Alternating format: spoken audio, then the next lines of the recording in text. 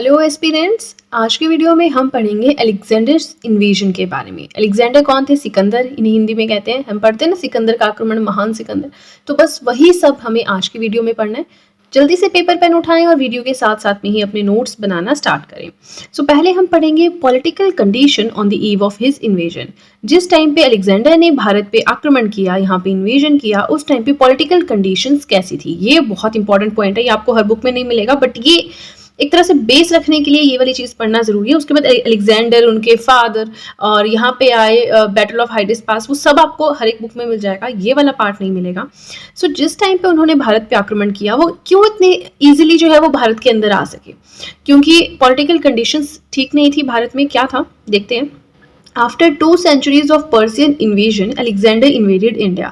इससे previous video में हमने फॉरेन इन्वेजन्स पढ़े थे, मेनली पर्सियन इरानियन इन्वेजन्स पढ़े थे। ठीक है, तो जब 2 सेंचुरीज आप समझते हैं 100 साल की होती है एक सेंचुरी, तो लगभग 200 साल के आसपास जब हो गए थे पर्सियन इन्वेजन को, पर्सियन आक्रमण को, तो उसके बाद सिकंदर ने आक्रमण किया भारत पे। Right, small number of kingdoms in north western India. एक तो किंगडम्स बहुत कम थे, ठीक है, लेकिन वो सब अपने में भेटे हुए थे। भेटे हुए समझते हैं, मतलब उनमें यूनिटी नहीं थी। ठीक है, बहुत छोटे छोटे किंगडम से नॉर्थ वेस्टर्न इंडिया में। लीडिंग किंग जो फेमस रूलर थे उस टाइम पे कौन कौन थे? Ambhi of Takshashila, Porus and ruler of Abhisara. ये तीनों आपको पता होना जरूरी है। क्यों? क्योंकि वो हम आगे पढ़ेंगे इनके बारे में। Now rule the region between the reverse of Jhelum and Chenab. ये जो तीन थे, ये झेलम और चिनाब के बीच में जो भी एरिया आता था वहां पे रूल करते थे। तीनों के अलग अलग एरियाज थे, ठीक है, तो वहां पे रूल करते थे। नाउ जब अलेक्जेंडर भारत आए तो उस टाइम पे सिचुएशन क्या थी यहाँ पे? The north western India at that time was the most disunited part of India. India का सबसे बंटा हुआ, सबसे लड़ाई वाला, डिस्प्यूटेड पार्ट था नॉर्थ वेस्टर्न इंडिया। डिसयूनाइटेड समझते हैं कि यूनिटी नहीं थी, एकता नहीं थी, सब एक दूसरे से लड़ते रहते थे। And the rulers were fighting with one another. Same चीज, रूलर्स जो हैं वो ऐसा नहीं कि खुद में एकता दिखाएं और बाहर से आक्रमणकर्ता के साथ लड़े, नहीं, वो अपने आप में ही लड़ते रहते थे एरियाज के लिए। तो बाहर वाले से क्या लड़ेंगे? बाहर से जो कोई आएगा वो तो फायदा ही उठाएगा। कहते हैं ना, 2 बिलियन के बीच में, 2 बिलियन की लड़ाई में बंदर जो है अपना फायदा उड़ा ले जाता है ना। तो बस वही बात थी कि 2 लोग लड़ रहे थे, बाहर से आक्रमणकर्ता मजे से आक्रमण करते थे, लूटपाट करते थे और यहाँ पे तबाही करके चले जाते थे। ठीक है, तो मोस्ट डिसयूनाइटेड पार्ट था इंडिया का नॉर्थ वेस्टर्न इंडिया। रूलर्स जो है वो अपने आप में लड़ाई करते रहते थे। नाउ देयर वीक पॉइंट, उनका वीक पॉइंट क्या था? That they never came together against common army. सबके कॉमन आर्मी थे लेकिन उन्होंने कभी एकता ही नहीं दिखाई, वो हमेशा लड़ते रहे। तो आप समझ रहे हैं पॉलिटिकल कंडीशन कैसी थी जिस टाइम पे अलेक्जेंडर ने आक्रमण किया भारत पे, उन्होंने इन्वेजन किया। ठीक है, चलिए अब हमने एक भूमिका सी बांध ली कि सीन क्या था उस टाइम पे, चल क्या रहा था। अब हम थोड़ा सा अलेक्जेंडर के बारे में जान लेते हैं कि अलेक्जेंडर कौन थे, कहाँ से आए, क्यों आए, कौन सी बैटल्स हुई। ठीक है, तो देखिए, he ascended the throne of Macedonia after the death of his father. अब वही है कि राजा का बेटा राजा बनता है, तो जब इनके फादर की डेथ हो गई तो उसके बाद इन्होंने वहाँ का सिंहासन संभाला। कहाँ का? मैसेडोनिया का। इनके फादर थे फिलिप, राइट। 344 बीसी में उनकी डेथ हो गई थी एंड ही वॉज बॉर्न। और जो अलेक्जेंडर है इनका बर्थ होता है 356 बीसी में। BC means before Christ, BC AD, Christ, Christ era, ये सब कुछ देखिए एक अलग सी टाइम लाइन है। टाइम लाइन हम पढ़ते हैं, बट यहाँ मैं वो चीज़ नहीं समझाऊंगी क्योंकि अगर मैं यहाँ लग गई समझाने तो वीडियो काफ़ी लंबा हो जाएगा। एंड आप मुझे बताइए कमेंट सेक्शन में अगर आपको एडी बीसी में कुछ कंफ्यूजन है तो मैं आपको बताऊंगी। बीसी में हम उल्टा चलते हैं, एडी में हम सीधे चलते हैं, वो क्या चीज़ है वो भी बताऊंगी। अगर आप चाहते हैं कि मैं अलग से वीडियो बनाऊं, just let me know in the comment section. So Alexander का बर्थ हुआ 356 बीसी में, इनके फादर की डेथ हुई थी 344 बीसी में। Now he conquered whole of the Persia by defeating Darius III in the battle of Arbela in 330 BC. अब ऐसे थोड़े डायरेक्ट भारत ही आ जाएंगे। भारत, अब जब भारत आएंगे तो बीच में अफगानिस्तान आएगा, पाकिस्तान आएगा, नॉर्थ वेस्टर्न इंडिया तक पहुंचने के लिए इतना कुछ इनको कवर करना पड़ेगा, है ना। तो जब ये चले अपने मैसेडोनिया से तो बीच में इन्होंने पूरे के पूरे पर्सिया को जीत लिया। कैसे? डेरियस III को हरा के। कहाँ हराया? कौन सी बैटल में हराया? In the battle of Arbela in 330 BC. ठीक है, then he aimed at further conquest eastwards. अब पर्सिया पहुंच गए, अब चाहते थे कि मैं थोड़ा ईस्ट की तरफ, पूरब की तरफ और जाऊं। ठीक है, तो हेरोडोटस, हेरोडोटस क्या है? बड़ी इंपॉर्टेंट चीज़ है, ये आपको और जगह नहीं मिलेगी बट ये क्वेश्चन आ चुका है हमारे एग्जाम्स में। सो हेरोडोटस क्या है? The writings of the Greek authors. जो ग्रीक ऑथर्स थे उनकी कुछ राइटिंग्स हैं, उनके कुछ लेख हैं। किस बारे में लिखा है इन्होंने? About the fabulous wealth of India. Bharat में कितना धन है उसके बारे में ये सब लिखा गया था, वो राइटिंग्स थी। And it attracted Alexander. यहाँ पे जो वेल्थ थी, एनॉर्मस वेल्थ थी, फेबुलस वेल्थ थी, जो पैसा था, इस चीज़ ने अट्रैक्ट किया अलेक्जेंडर को। ऐसा नहीं सिर्फ पैसे ने अट्रैक्ट किया, यहाँ पे मैंने फैक्टर्स शो किए हैं। वेल्थ, यहाँ का धन plus love for natural beauty. ऐसा कहा जाता था कि भारत बहुत ही सुंदर एक अलग सी दुनिया है, तो इस नेचुरल ब्यूटी को देखने के लिए वो यहाँ पे आए। प्लस ज्योग्राफिकल इंक्वायरी कि पूर्व में जाएंगे तो हमें क्या देखने को मिलेगा, ये उनको एक दिलचस्प बात लगती थी, तो इसलिए भी वो यहाँ आए। मैंने एक ये चीज़ भी पढ़ी कि वो ये सोचते थे कि जो पूरब में जाते हैं ना तो समुद्र का एंड हो जाता है, तो वो समुद्र का एंड देखने यहाँ पे आए थे। बेशक वो कभी गुजरात तक पहुँच नहीं सके, साउथ तक पहुँच नहीं सके, बट ऐसा वो मानते थे कि समुद्र का एंड हो जाता है, ठीक है, तो इसलिए यहाँ पे आए थे। अब देखिए फैक्टर्स, अगर आपको क्वेश्चन आ भी जाए तो आप इसको एक्सप्लेन कर सकते हैं कि उन्होंने बहुत वेल्थ देखी, his love for natural beauty bought and में हेयर, ज्योग्राफिकल इंक्वायरी, इतना कुछ आप लिख सकते हैं, ठीक है। तो हमारा फर्स्ट पेज हो गया कंप्लीट, बट अभी टॉपिक कंप्लीट नहीं हुआ है, काफ़ी थोड़ा सा लंबा टॉपिक है। तो देखिए आप लोग नोट्स बना रहे हैं या नहीं बना रहे हैं मुझे कमेंट सेक्शन में ज़रूर बताएं। एंड आगे चलने से पहले आपको एक चीज़ बताना चाहूँगी, अगर अब आप चाहें तो मेरे हैंड रिटन नोट्स को परचेज भी कर सकते हैं। उसके लिए आपको क्या करना है, डिस्क्रिप्शन बॉक्स में लिंक दिया है, उस लिंक पे जाके क्लिक करना है। जैसे ही आप उस लिंक पे क्लिक करेंगे आप डायरेक्टली मेरे कॉन्टैक्ट में आ जाएंगे, प्लस जो भी आपके डाउट्स हैं, क्वेश्चन हैं, क्वेरीज हैं, आप मुझसे पूछ सकते हैं। एंड बिलीव में बहुत ज़्यादा अफोर्डेबल रेट पर आपको नोट्स मिल रहे हैं, तो ऐसा कोई इशू नहीं है। आप जस्ट वीडियोस देखें, साथ में नोट्स पढ़ें, आपका काफ़ी हद तक जो है कवरेज हो जाएगी। तो चलिए ज़्यादा टाइम ना वेस्ट करते हुए अब चलते हैं नेक्स्ट पेज की तरफ। नेक्स्ट आता है बैटल ऑफ हाइडेस्पेस। तो ये बैटल कब हुई, 327 बीसी में हुई।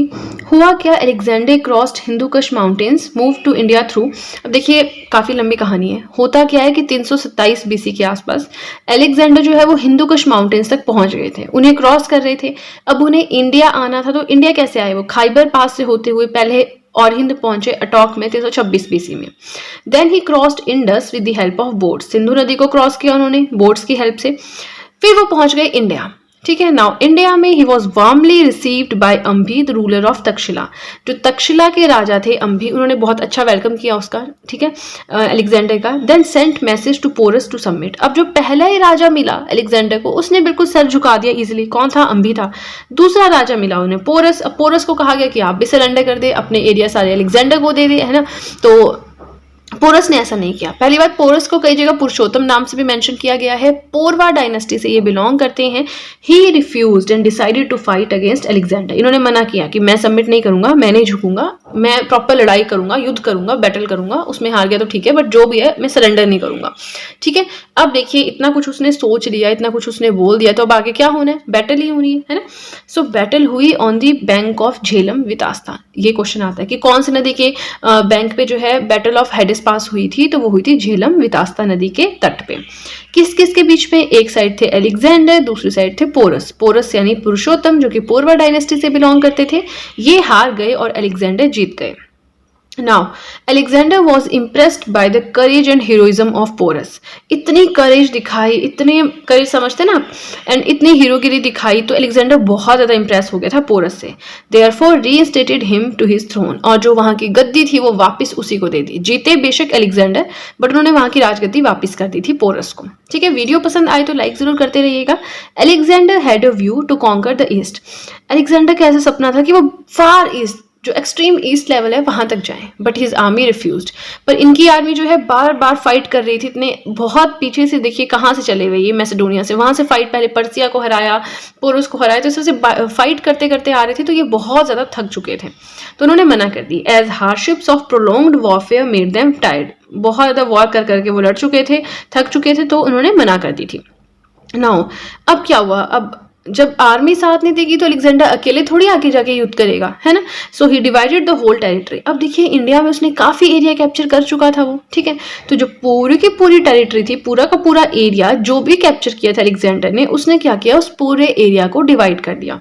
From Indus to Beas, Indus यानी सिंधु नदी से ब्यास तक वो पहुंच चुके थे, तो उस एरिया को उन्होंने डिवाइड किया इंटू 3 प्रोविंसेस, 3 प्रोविंसेस में, and kept them under separate governors. और तीनों प्रोविंसेस के अलग अलग गवर्नर्स बना दिए थे, ठीक है। अब हम नॉर्थ वेस्टर्न इंडिया का गवर्नर पढ़ते हैं, क्योंकि ये अब आगे चलेगा आपके मौर्यन डायनेस्टी में, ठीक है।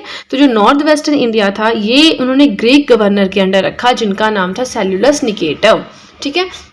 देखिए वीडियो पसंद आए तो लाइक ज़रूर कीजिएगा। आगे चलने से पहले एक चीज़ बताना चाहूँगी, अगर अब आप चाहें तो मुझे इंस्टाग्राम पे फॉलो भी कर सकते हैं। अपने इंस्टाग्राम अकाउंट का लिंक मैंने डिस्क्रिप्शन बॉक्स में दिया है, तो जैसे ही आप उस लिंक पे क्लिक करेंगे आपके सामने मेरा इंस्टाग्राम अकाउंट ओपन हो जाएगा एंड देन आप मुझे वहाँ पे फॉलो कर सकते हैं। ठीक है, तो चलिए आप नोट्स ज़रूर साथ साथ में मेंटेन करते रहें, क्योंकि देखिए मैंने तमिलनाडु हिस्ट्री बुक से और जो भी मेरे पास कोचिंग मटेरियल था उससे मतलब काफ़ी जगह से रिसर्च करके ये सारे के सारे नोट्स बनाए। हो सकता है कुछ पॉइंट्स रह गए हों, क्योंकि 100% आपको किसी भी एक बुक में नहीं मिलेगा, तो मेरे नोट्स में कैसे मिल सकता है ना? बट मैं कोशिश करती हूँ कि डिफरेंट सोर्सेज से आपको अच्छा डेटा यहाँ पे अच्छा कंटेंट आपको प्रोवाइड करवाऊँ, ताकि आपको भटकने की ज़रूरत ना पड़े। एक बार पढ़ लिया तो हो जाए। बाकी हमेशा इस तरह से थोड़ा बहुत स्पेस अपने नोट्स में छोड़ते हैं ना, ताकि कुछ भी नई चीज़ मिले आप उसको अपडेट कर सकें अपने नोट्स को। सही तरीका यही है, क्योंकि आप एक टाइम पे पूरा का पूरा कंटेंट पढ़ ही नहीं सकते। इवन जब आपका टेस्ट भी क्लियर हो जाएगा ना, उस टाइम भी आपको पूरी नॉलेज नहीं होगी, कुछ ना कुछ छूट जाता है। बट मेहनत करते रहें, कॉन्टिन्यूएशन रखें, राइट? तो चलिए ज़्यादा टाइम ना वेस्ट करते हुए अब चलते हैं नेक्स्ट पेज की तरफ। एक बार फिर से आपसे रिक्वेस्ट करूंगी कि वीडियो देखते देखते ही नोट्स बनाएं, क्योंकि एक बार में आपका नोट्स वाला काम जो है वो कंप्लीट हो जाएगा। सो हम अलेक्जेंडर की बात कर रहे थे। ही remained in India for 19 months, 19 महीने तक वो इंडिया में रहे। देन वो यहाँ से वापस चले गए Babylon and he died in Babylon 323 BC। 326 BC में यहाँ आए थे, 323 BC में उनकी डेथ हो गई। तो बिल्कुल 3 साल यहाँ से जब गए तभी उनकी डेथ हो गई थी at the age of 33 years, मतलब 33 साल के थे और उनकी डेथ हो गई थी। तो उनका सपना जो था बिल्कुल ईस्ट तक पहुंचने का, वो अधूरा रह गया क्योंकि उनकी डेथ बहुत जल्दी हो गई थी। Now very important point, impacts of Alexander's invasion. जो सिकंदर था उसने जब भारत पे आक्रमण किया तो उससे क्या फायदा हुआ, क्या नुकसान हुआ, इम्पैक्ट्स क्या रहे? तो फर्स्ट पॉइंट है, Indians learn from the Greeks in the field of coinage, astronomy, architecture, sculpture. Indians ने बहुत कुछ सीखा ग्रीक लोगों से, कॉइनेज की फील्ड में, एस्ट्रोनॉमी में, आर्किटेक्चर में, स्कल्पचर में। ठीक है, opening up of new trade routes, नए नए रास्ते जो है व्यापार के खोले गए इंडिया और वेस्टर्न एशिया के बीच में। जिस रास्ते से वो आया वो व्यापार के लिए खोला गया।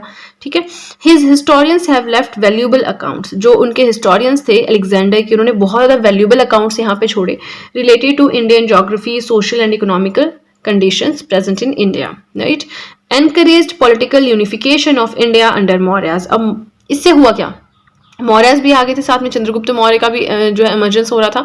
तो उस टाइम पे उनको ये चीज़ समझ आई कि पॉलिटिकल यूनिफिकेशन की ज़रूरत है, इंडिया में एकता की ज़रूरत है। ठीक है, तो राजनीतिक लेवल पे एकता आने लगी। तो देखिए हमारा आज का टॉपिक हो गया कंप्लीट। ठीक है, और जो हमारा मगध एम्पायर था इसी के साथ वो भी कंप्लीट हो गया है। आई होप आपको पूरा का पूरा कंटेंट अच्छे से समझ आया हो। मैंने कोशिश की है कि ईजी से ईजी वे में मैं आपको एक्सप्लेन कर सकूं। सो अगर आपको वीडियो अच्छी लगी है तब तो आपको बहुत ही अच्छे से पता है कि क्या करना है। जल्दी से कर दीजिए चैनल को सब्सक्राइब, बेल आइकन को कीजिए प्रेस, सो दैट मैं जैसे कोई वीडियो अपलोड करूं सबसे पहले नोटिफिकेशन आपके पास आए।